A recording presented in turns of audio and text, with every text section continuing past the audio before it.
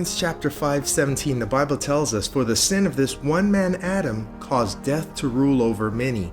But even greater is God's wonderful grace and his gift of righteousness. For all who receive it will live in triumph over sin and death through this one man, Jesus Christ."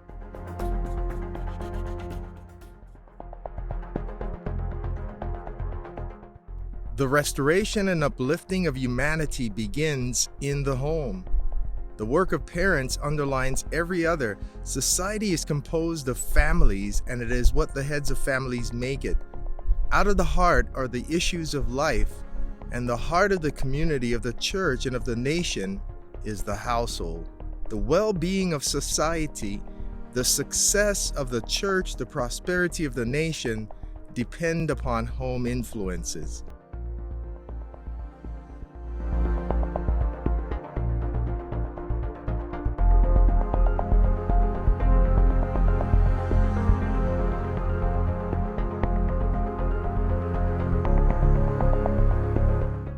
And because of his glory and excellence, he has given us great and precious promises.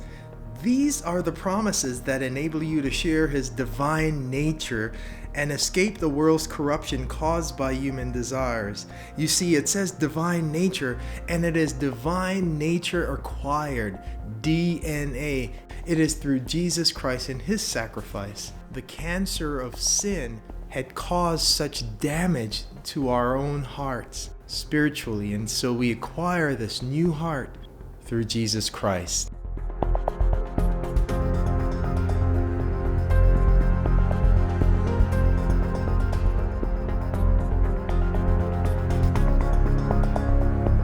God had given very specific instructions in how we should have our family unit, the basic unit of society, of our world, our church, the cell, the family.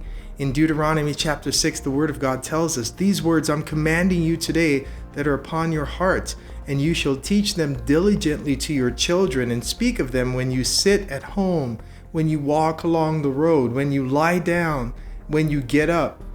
These were reminders of always keeping before the family who God is.